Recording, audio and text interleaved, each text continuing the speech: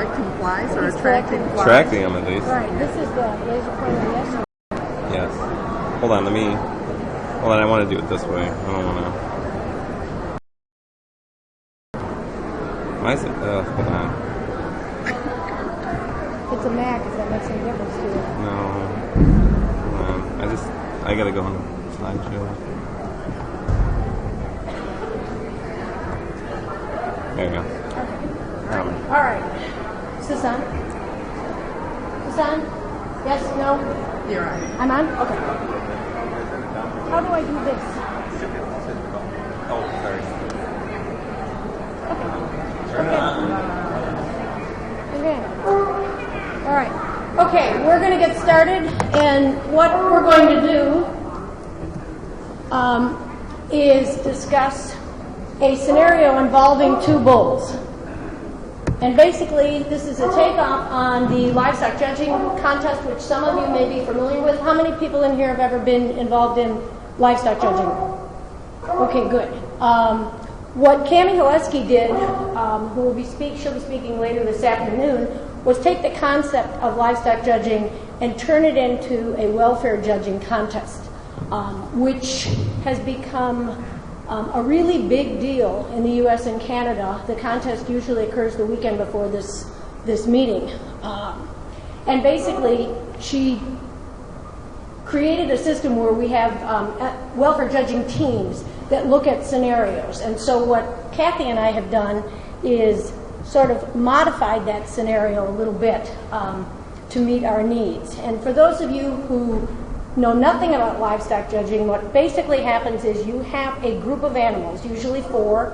They are the same species, they're pretty much the same age, and you have to place them based on specific criteria. And in this situation, we have 4 Gelfie bulls, and you would place them based on the criteria for what it is that they would be used for. And most bulls in the United States are used for breeding. So we would place these bulls based on the view that we see, which is a single view of these bulls, is 3, 4, 1, 2. Somebody else might place them differently if they wanted them to do something else. But for a breeding bull, that's how I would place them. So what do most bulls in the U.S. do? Most bulls, and I'm hoping that most veterinary students here would recognize that that is the bull, the cow, and the calf. Most bulls are used for breeding. Now, we as humans, we do a lot of weird things with our animals. And we do things that we may not expect them to do or like. And we've come up with a whole lot of different reasons why this may or may not be okay, a la the cat and the cucumbers. And yes, this is, I can't help myself, this is a, whoops. Uh-oh, we're way out of control.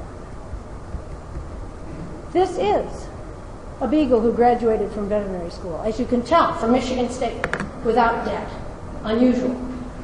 So, anyway, under the concept that we do weird things with animals, what we're going to talk about today is 2 different bulls who are doing things that most people would not expect bulls to do. Is there anybody here who has had anything to do with bucking bulls? Cool. Is there anybody here besides Andrew who's had anything to do with showing bulls? Excellent. So the question we're going to ask is, who has the better welfare? P761, the bucking bull, or B571, the show bull? And the way we're going to do this is, these are virtual bulls. They're not a specific bull. We have pictures of bulls, but it's not that bull. These are virtual bulls that are basically a collage of other bulls and their experiences. And the way we're going to do this is we're going to describe the industries, because these are actual industries. We're going to introduce the bulls. We're going to describe their situations and their life. Then we're going to give you all 5 minutes to think about who you think has the better welfare and why. Then we're going to poll you. We'll probably ask you questions because we know your names. And then we're going to have a discussion. So, for starters, this isn't a national velvet story. In order to become a national champion as either a bucking bull or a show bull, there is a huge amount of work and effort and energy that goes into this. To be competitive nationally, you have to have excellent genetics. You have to have superior nutrition. You have to have outstanding management and husbandry. There's extensive training. Many experts are involved in this, and there is more than sufficient financial backing. You don't get into this if you don't have a lot of money. The bucking bull industry basically involves bulls that are bovine athletes. They're born to buck. They're out of sires that were proven buckers, and the dams are out of specific bucking lines. There's bucking genetics on both sides of the pedigree. The bulls are trained and conditioned starting as calves. To be successful, these bulls have to be easy to handle. You can't be dragging crazy animals across the United States. They have to be easy to handle. They have to be easy to load on and off a trailer. They're willing to relax in a pen when they're either offloaded at an event or at a place for rest during travel. They don't go off feed and water when they're traveling. They have to be willing to stand in a chute while the cowboy gets on, and then they have to buck like hell. So it's like a switch they have to turn on. And it's a real bonus if the bull doesn't try to trample the cowboy after he bucks him off. Here is a bull who has successfully bucked off his cowboy. I seem to be having issues here. Okay, for the show bull industry, these animals are genetically selected for specific traits: style, substance, balance, soundness, capacity. As one of the judges said to me, they're round, sound, low to the ground, and they move like a cat. Name recognition of the breeder or breeders is important. These bulls may be the result of artificial insemination, embryo transfer, or in vitro fertilization. To compete successfully, these bulls must be easy to work with, easy to load on a trailer, be halter broke to lead and tie, willing to relax tied, not go off feed, and not object to frequent hair care. These animals get rinsed, blown, clipped, more time on their hair than either Kathy or I. And they have to be able to stand for hours. The bull must be able to go from relaxed to on multiple times during a show, and the best show bulls know they're cool and they know when to turn it on. So here are 4 different bulls going to tryouts at one of the national shows in Denver. Okay, the bucking bull industry, they register genetics. The American Bucking Bull Incorporated is a genetic registry. Animals can compete, or bulls can compete, as early as 2 years old with a dummy, as early as 3 with a rider, and then the professional circuit starts at about 4. The PBR, which is professional bull riders, these events are the premier events across the country, and there are about 40 of them per year. A bull bucks 1 time per day and no more than twice in 3 days. So his work time would be a total of 16 seconds per 3-day weekend. The maximum score for the bull is 50, the maximum score for the cowboy is 50, and the highest score ever recorded was 96.5. Show bulls are registered by national breed registries. There are 5 or 6 big national breed shows that occur annually. Kentucky, North American and Kentucky, or the Denver Stock Show are examples of that. The shows last 7 to 10 days, and the bull is expected to be there the entire time and actually to look good, have his hair done. A winter-born bull calf could actually show at 10 national breed shows. The classes are arranged by age, and it's sort of like the Sweet 16. If you win a class, then you move up, and if you win again, you move up. So at the end, we have a champion. And if successful, a bull may show on multiple occasions in each show, sort of moving up. Okay. In regards to welfare regulations, there are no specific welfare regulations or rules for breed or national shows. And the regulations generally deal in the national shows with alteration of conformation, which is forbidden, to enhance the structure, or the presence of residue. Because we have to remember, bulls are food animals. It doesn't matter what their vocation is. They are still considered a food animal, and you have to follow the rules in terms of drug use. The PBR does have a policy regarding the welfare and treatment of animal athletes that includes transportation, veterinary care, handling, and what should happen in the event of an injury. Okay. Sorry. So, who has the better life, the bucking bull or the show bull? This is P761, the national champion bucking bull. And this is B571. This is the national champion show bull. Okay, in terms of history, the bucking bull was sired by a national champion, and his dam was a bucking stock heifer. He was born unassisted in a pasture. He's red, horned, crossbred bull. He was hot branded on the left hip, and his horns were tipped. The show bull was sired by a multiple national champion. His dam was a reserve champion. He was a calf that was one of 8 embryos that had been implanted into 8 recipient cows. He was born with minimal assistance at an ET facility. He's a red-polled, short-horned bull, and he has a breed tattoo in his left ear.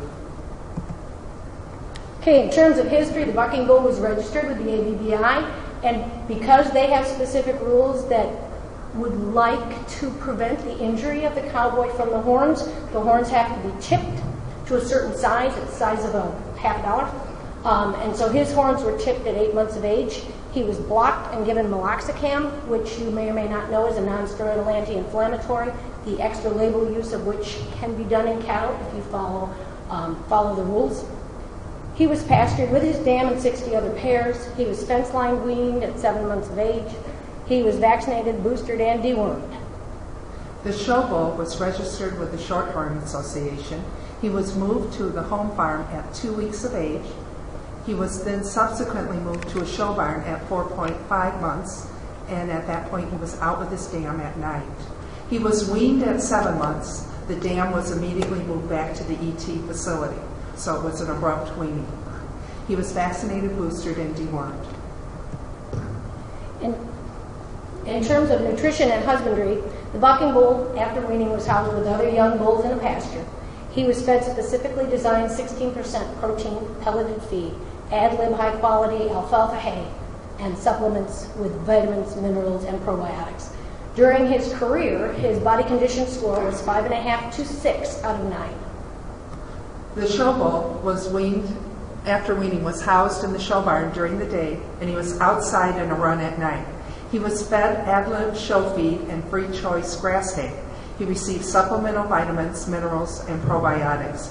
His body condition score was an 8.5 to 9 out of 9. In terms of training, the bucking bull was handled and worked while he was still nursing. He was taught to move through a chute in between pens. As a 2-year-old, he was shoot and flank trained and bucked with a mechanical dummy. The mechanical dummy automatically comes off at 6 seconds or can be remotely removed after a good buck. So that's sort of your positive reinforcement type of training. The show bull was moved into a show barn at 4.5 months of age. He was trained to halter, to tie and lead, and tied with his head up. He was released untied once he became quiet and calm. He was trained to walk on a halter, move feet in response to a show stick, and stand squarely. He was acclimated to grooming, including rinsing, blow drying. We had to correct that. Lana just had blow. Combing and clipping. Did we give you guys the handouts? We didn't, did we? Yeah, no, Oh, you got them? Okay, good. Okay, so in terms of training, here you can see the picture of the bucking bull with a dummy on that would be the right side. Maybe it's the left side. It's the I guess left it all side. depends on which side you're looking at. Okay, you're up. Yeah, I'm sorry. Okay, I got distracted. And on the right, you can see this is actually a heifer, not a bull. If anybody's looking, don't raise your hand and say hello. We can see the meticulous coiffing that's going on for the show heifer. Okay. In terms of training, the bucking bull was routinely exercised by a rider on horseback with other bulls 10 to 20 to 30 minutes a day. He had large sand piles to climb and paw and dig in. He had unlimited access to pasture or paddock when he was not on the road, and he was housed separately during his competitive years. The show bull had minimal variation of his routine during showing. Since showing may require prolonged standing, he is tied standing for most of the day. He has unlimited access to pasture at night, and he's housed separately during his show career. In terms of the job, the bucking bull was transported with other bucking bulls in a livestock trailer with air suspension. He travels loose in a separate compartment. After 7 hours, he's offloaded for feed and water and rest at either a sale barn or another ranch. He annually participated in 40 PBR events which I calculated to be 280 days on the road a year. And he traveled annually coast to coast. The show bull was transported with other show livestock in the trailer with air suspension. He traveled tied where he was able to lie down facing the driver's side. Since the home ranch was centrally located, Iowa wasn't it that we decided? Iowa, we decided he was from Iowa. Hopefully they don't win the football game. Anyway, since his home farm was centrally located, he only had to travel nonstop 7 to 10 hours. Typically, he traveled to 6 major shows annually, Kentucky to the furthest east and Colorado to the farthest point west. Okay, this is a group of veterinarians. We need to talk about health care. The bucking bull was examined by a veterinarian prior to every event. He was annually vaccinated and dewormed. He got acupuncture and chiropractic prior to every event. He had his feet trimmed as needed, and a veterinarian was available and in the building at every PBR event. The show bull also was examined by a DVM prior to every event out of the state. He was examined prior to each out-of-state show. He received annual vaccination and deworming. He too had chiropractic manipulation prior to each show. His feet were trimmed routinely prior to shows, and there was a veterinarian on call at all shows. We're going to talk a little bit about economics. The bucking bull won $250,000 at the ABBI events. He was paid per out, so every time he went out to buck, he got money, and that included $5,000 at the finals per out. His semen was sold for $2,500 per straw, and bred females of this, sired by this bull, went for $5,000 and up. The show bull, as a yearling, his semen sold for $25 per straw. Once his calves hit the ground and began winning, the price of his semen increased to $100 per straw. In addition, embryos were sold up to $1,000 each. Okay. So now we're at the post-career physical and social activity. The bucking bull retired as a champion at 9 years of age. He bucked professionally for 9 seasons. Semen was collected after retirement by a certified semen collection site. During the breeding season, he was pastured with 60 cows. When he was not breeding, he was pastured with several other adult bulls. Cattle on this ranch were checked daily. At the age of 12, he was found injured and unable to rise. He was shot and buried on the farm. Prior to being buried, tissue was removed and frozen after death for future cloning. The show bull was retired from the show circuit at 3 years of age. He amassed 7 national championships. Semen was collected after the first year showing. Semen was collected 1 to 2 times annually to meet demand. He was bred naturally to 10 cows as a 2-year-old and 20 to 40 cows thereafter. He was pastured with other bulls when not breeding. Cattle were checked daily on the farm, and at age 12, he was unable to successfully mount cows and unable to produce viable semen. At that point, he was shipped to slaughter. So, in your opinion, think for 5 minutes, who has the better welfare, the bucking bull or the show bull? Your handout has all the information in it, and in addition, if you look at it, it has the 5 freedoms listed, so you can use those as a basis. Yeah, you got a clock, right?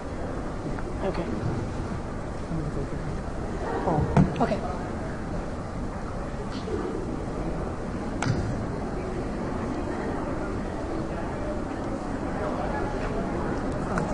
Okay.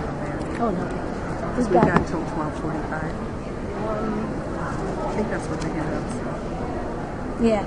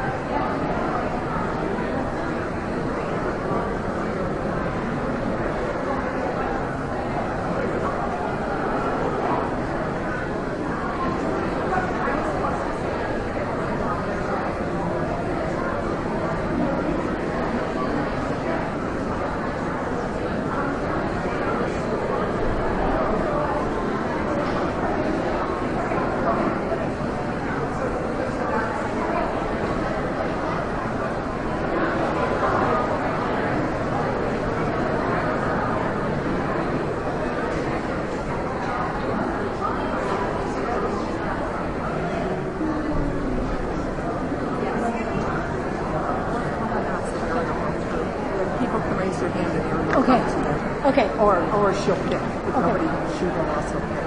Okay? How much time we got? 1 more minute. Okay. 1 more minute. Now it's 1 minute. Take me a minute to get the mic back on. Okay, everybody, you've got 45 seconds. Pressure's on.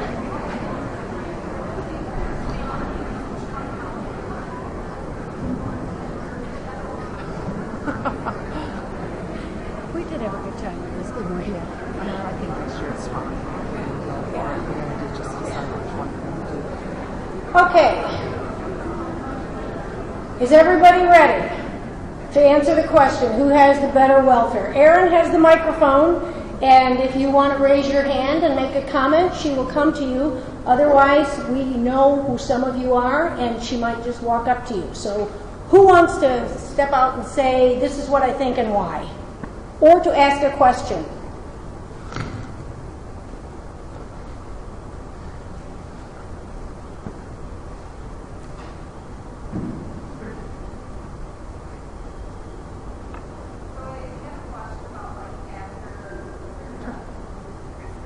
Push the button. Got it. I had a question about after they are done doing their purpose showing or bucking, is the show bowl continuously fed to keep its high weight after showing? Do you mean is he still a badass? Exactly. No. He loses about 3 points on his body condition. So he's more like, yeah, that one drove me crazy too, okay? It's like, wow, you're kidding me, right? And I might add that I've been told by the people that show successfully at a national level, you don't win unless the animal is fat. Is that an issue? Somebody say why? Other questions? Over here, Aaron. We're going to make you run.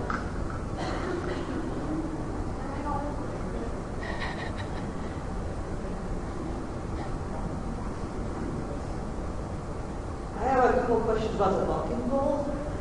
First of all, is bucking something the bull enjoys doing? And also, is it something where those bulls could be injured in ways that would affect them later in life, like or arthritis or something like that? Good question, actually. Ed Pager at the University of Calgary has actually looked at the bulls at the Calgary Stampede and assessed their welfare in terms of stress and behavior. And what he and his students found was that when the bulls were younger, they might be a little bit more stressed, but once they got with the program, they just it was not stressful to them. In fact, they appeared to enjoy it. And if you watch these bulls, which some of us do, they really do appear to enjoy their job. In terms of injuries, absolutely. This year, one of the contenders for Bull of the Year was injured and broke a bone in his rear foot. That did not cause him to be euthanized, but it did end his career. I think the injuries are more common to the cowboys. The genetics have gotten so good that many of these cowboys cannot ride many of these bulls. Did that answer your question? Okay. Other questions? I was going to say, at least just looking at the job, it seems like at least bucking is in the natural repertoire of something the bull would do, but I can't imagine that it would be natural for a bull to just stand there with his head up and be there for hours. So I mean, I don't know. Basically, the maybe we should bucking bull is better than welfare.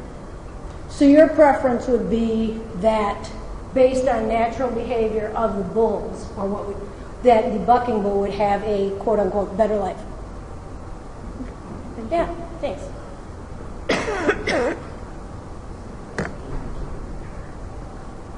So I was just going to say that I don't have any questions or anything. I was just going to point out that the bucking bull has the better welfare.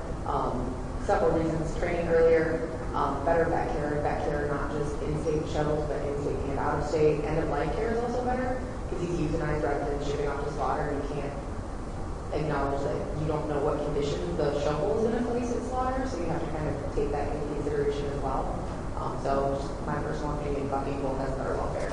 Did you have an issue with the fact that the euthanasia? Did you have an issue with the fact that the euthanasia was a physical form versus EBI? I quote Dr. Sikarsky, who may or may He's not over be there. here, and say that a well-placed bullet is just as good as euthanasia. Good. We were looking for that answer. One of the things that people who are small animal oriented may not think about is that if we were to call a veterinarian to euthanize the bucking bull who could not rise with a barbiturate, that bull would have to be buried, depending upon state and federal laws, 8 foot deep. And if you left the bull out and the bull was gnawed on by a bald eagle, who is an endangered species in our country, you as the veterinarian and you as the farmer would be subject to a $10,000 fine. So a well-placed bullet is quite cheap and does not necessitate all of the other legal ramifications that barbiturate euthanasia of large animals does or do. Other comments, questions? I go along with the bucking bull having the better quality of life and having a better welfare, and I kind of equate it to our working dogs and the way that they're housed, the way that they're trained. Like everything was kind of the same, comparing a working dog to a show dog. The show dogs are the Percy Cramper. You know, a lot of them have great temperaments, but you know, mostly they're judged on what they look like instead of what their temperament is like and what they're made to do. So that definitely, like, everything rang true, that my working dogs have a better quality of life than show dog. Does anybody think the show bull has a better quality of life? Anyone? Please, Janice.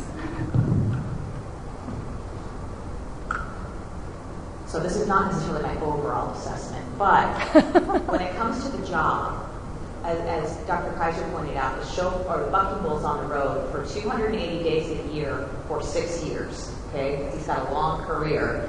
So there's a lot of time now where this bull is actually not on pasture doing what's normal out with the group, out grazing, whereas the beef bull or the show bull retires much earlier and is not fed his chubby diet anymore. So he gets to maybe have a more natural lifestyle maybe once he's back on the farm now. So that's a pretty substantial portion of the animal's life to consider as part of this trade-off. So just keep that in mind as a devil's advocate point. Thank you, Janice. Other questions, comments? I know there are other people out there. Again, on the devil's advocate side, I guess my feeling is let's be really careful of whether we're talking welfare based on the things that are on your paper and the guidelines that are supposed to guide us in making welfare choices versus our own personal opinions and philosophies. Because you're going to get a room full of those today. But those are not welfare issues that you take to welfare people and enforcers and et cetera. We need to be really careful. Our philosophy should not be, our personal opinions should not be our welfare guides. Thanks, Bobby. Over there, Erin.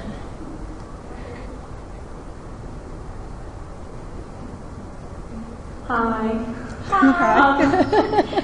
I think that the bucking bull does have a better quality of life, but I base it more off of the career of the show bull because he is mandatory to hold a PCS that is very high and then stand.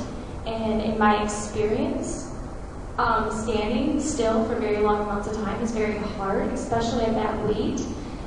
So I think he overall is working harder during the time that he's working, where the show bull gets more time of reprieve. So I based it off of that. Do you want to share how much weight extra that is at the body condition score? What we figured, given the size of the show bull, because the body condition score is a different amount of weight based on the size of the bull or the size of the animal. So we're figuring this is between 120 and 200 pounds.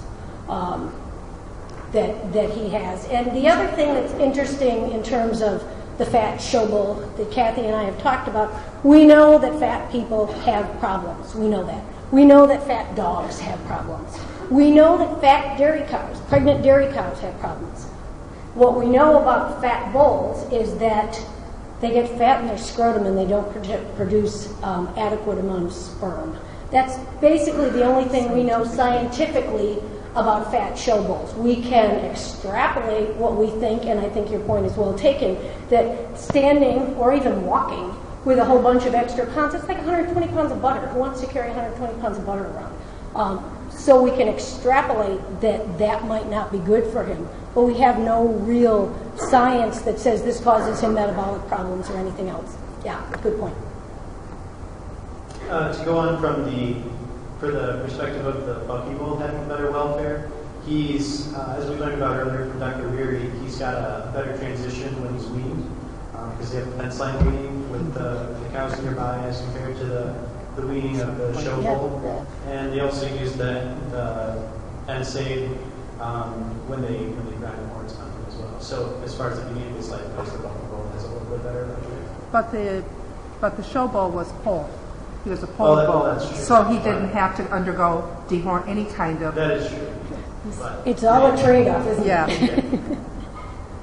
Anybody else? Run, Aaron, run. In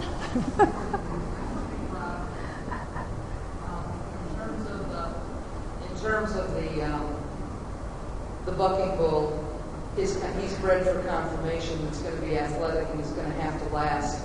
The show bull, I would question that 12-year-old grand champion still being out breeding.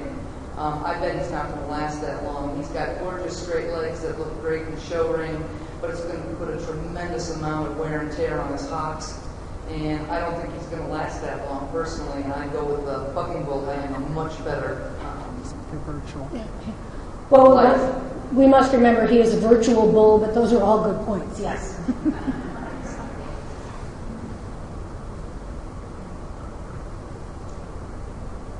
So I want to have a question. Okay. So I'm a small animal person, so in my view welcome. These look a little in both situations, to me, it looks kind of stressful for the animal. So my question is how do you guys assess stress in both of these animals? Because that's one of the 5 freedoms is the freedom of fear and distress. And in my mind, that even just loading these animals up to travel the country is stressful for both. So I'm just curious, like we talked about earlier this morning, that there's different ways you can assess pain. Is there something that we've established to assess stress and fear? Well, I can tell you a few things, and probably Dan can tell you a few more things. When they looked at, when Ed Pager and his group looked at the bulls at the Calgary Stampede, they used infrared thermography in the eyes to assess stress that releases heat, or it shows the release of heat, which is associated with stress. And they also use behavioral measures. And if you've ever spent any time with cattle, cattle can be very easily loaded. It's a lot like putting your dog in the truck. It's just that it's a cow or a bull and it's a trailer. They can be trained to do this, and they can be trained to do it in a non-stressful manner. So I also think that in both situations, the animals that do not like, if we can use the word like, are self-culled.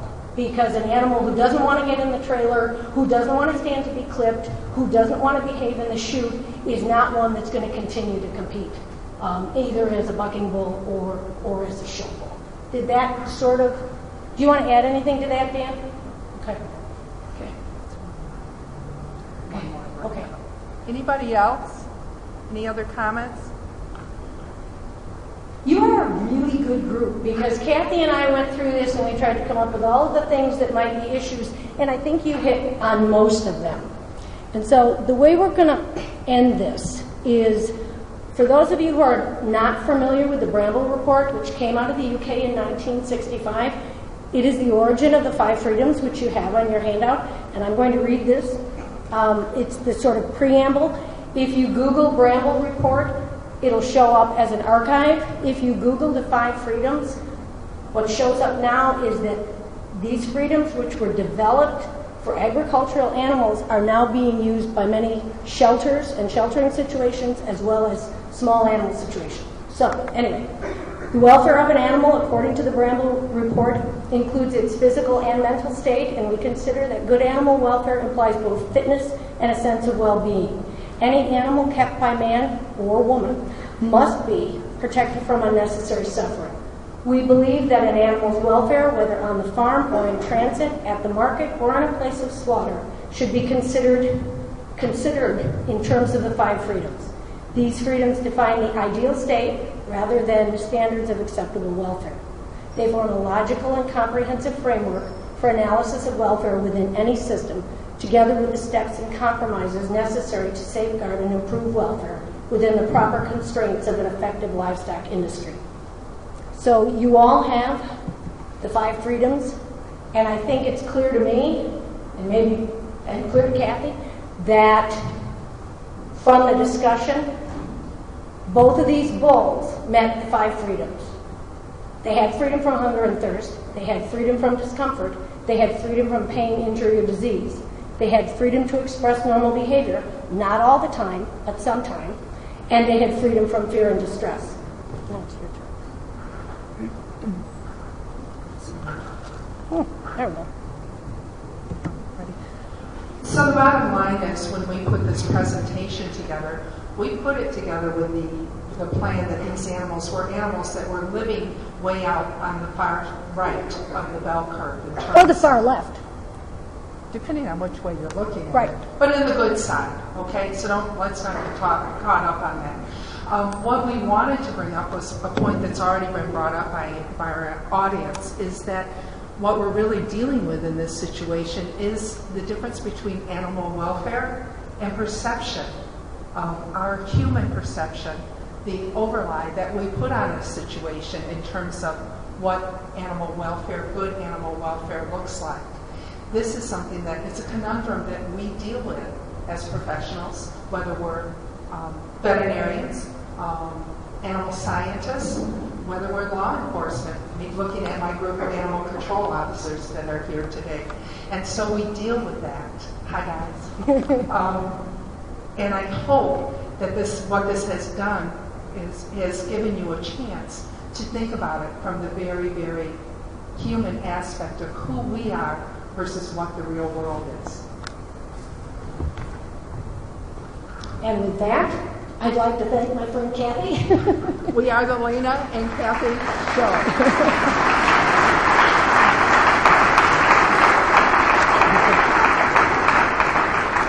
Okay, lunch is outside, but before you go, I've been told that I have to tell you that the MVMA Power of 10 Leadership Academy is meeting during lunch in the small conference room at the back of this room. I have no idea where that is. And that additional seating for lunch is available in classrooms B, C, and D. Follow the signs to find them. Thank you very much for your attendance. You're a great audience.